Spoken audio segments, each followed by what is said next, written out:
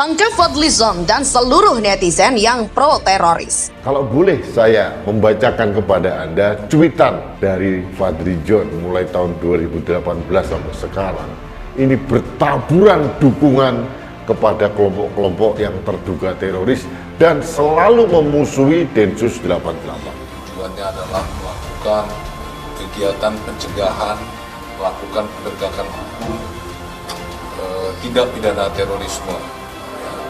Dan kita sudah lihat ya, upaya-upaya yang dilakukan oleh Densus 88 sejak berdirinya Densus sudah melakukan upaya-upaya yang banyak. Dan upaya-upaya tersebut juga tidak hanya melakukan upaya penegakan hukum, tapi upaya deradikalisasi yang dilakukan oleh Densus 88. Kita tetap melakukan upaya-upaya dalam rangka pencegahan dan penegakan terorisme. Sikap kita dan masyarakat kita yang permisif dan bahkan membela pada aktor terorisme dan ekstremisme yang tercokok oleh Densus 88 adalah masuk dalam kategori enabling environment untuk gerakan terorisme dan ekstremisme keagamaan. Tidak mungkin Densus 88 menangkap begitu saja. Tidak mungkin Densus 88 menangkap orang biasa saja. Pasti sebuah penangkapan didasarkan pada informasi dan data yang solid akan pihak yang ditangkap. Jika Densus 88 menangkap orang biasa, orang yang tidak ada indikasi ke arah terorisme dan ekstremisme, berapa banyak orang biasa yang harus ditangkap oleh Densus 88?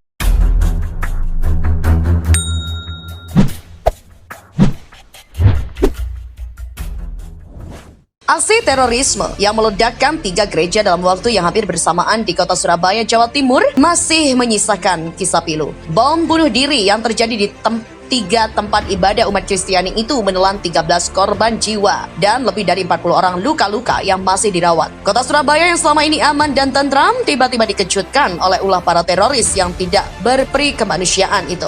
Suara ledakan dari bom yang diledakkan oleh para musuh negara itu mengguncang Surabaya. Seluruh warga heboh, tak senang dan diliputi ketakutan yang mendalam. Indonesia kembali berduka setelah Rutan Cabang Salemba diporak-porandakan oleh ratusan napi teroris beberapa hari lalu yang menewaskan 5 orang Bayangkara. Pagi tadi, para teroris itu kembali membuat Indonesia tak tenang. Aksi bejat mereka juga menimbulkan ketidakamanan di seluruh negeri. Umat Kristen di berbagai kota di Indonesia yang hendak melaksanakan ibadah ketakutan dan diliputi rasa khawatir. Para jemaat itu takut jika kejadian yang sama bisa saja terjadi di gereja tempat mereka beribadah. Ada rasa tidak nyaman dan tidak tenang di hati seluruh umat Kristiani akibat peristiwa bom bunuh diri di Surabaya itu. Atas kejadian itu, dukungan doa juga mengalir dari rakyat Indonesia, dari seluruh penjuru.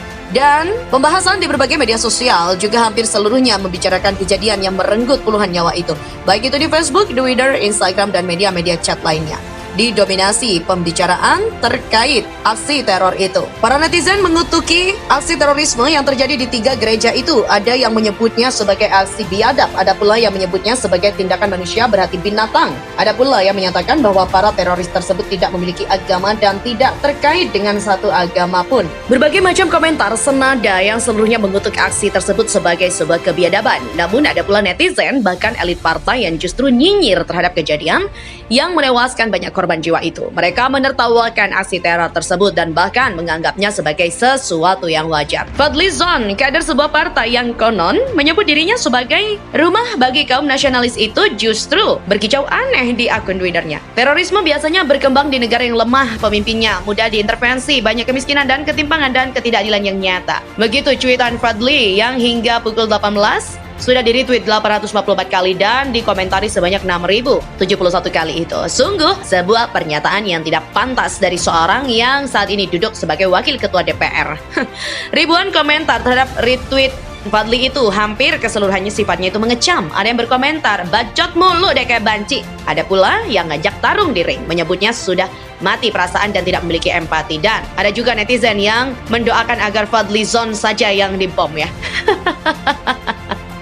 Ketika bangsa ini sedang berduka, Fadlizon malah sempat menyampaikan cemoohan kepada Jokowi. Sebagai wakil rakyat, harusnya Fadli itu menyampaikan pesan-pesan yang menyejukkan hati, serta pernyataan-pernyataan untuk menyemangati serta menguatkan keluarga korban. Selain Fadlizon, masih ada para netizen yang sama sekali tidak berempati terhadap tindakan teror di Surabaya. Putra Tanah Rencong misalnya, dia malah mendoakan agar umat Kristiani dimusnahkan dari bumi Indonesia ini. Lewat akun Facebooknya dia menulis, "Musnahkan Kristen di Indonesia." Begitu katanya. Menurut saya, orang-orang yang justru bersyukur dan menertawakan kejadian peledakan bom di Surabaya itu harus segera ditangkap ya oleh pihak kepolisian.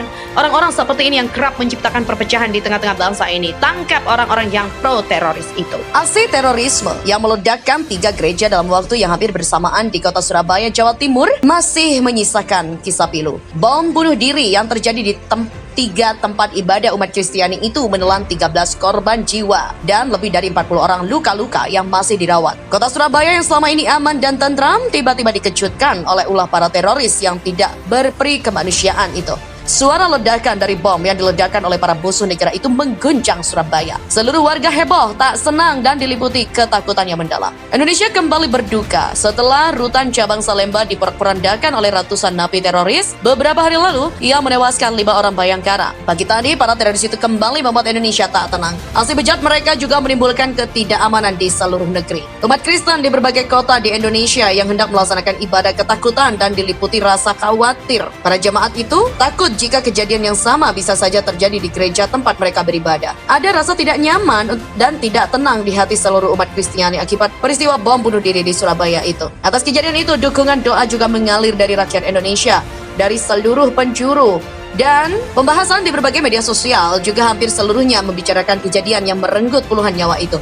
Baik itu di Facebook, Twitter, Instagram, dan media-media chat lainnya. Didominasi pembicaraan terkait aksi teror itu. Para netizen mengutuki aksi terorisme yang terjadi di 3 gereja itu. Ada yang menyebutnya sebagai aksi biadab, ada pula yang menyebutnya sebagai tindakan manusia berhati binatang. Ada pula yang menyatakan bahwa para teroris tersebut tidak memiliki agama dan tidak terkait dengan satu agama pun. Berbagai macam komentar senada yang seluruhnya mengutuk aksi tersebut sebagai sebuah kebiadaban. Namun ada pula netizen, bahkan elit partai yang justru nyinyir terhadap kejadian yang menewaskan banyak korban jiwa itu. Mereka menertawakan aksi teror tersebut dan bahkan menganggapnya sebagai sesuatu yang wajar.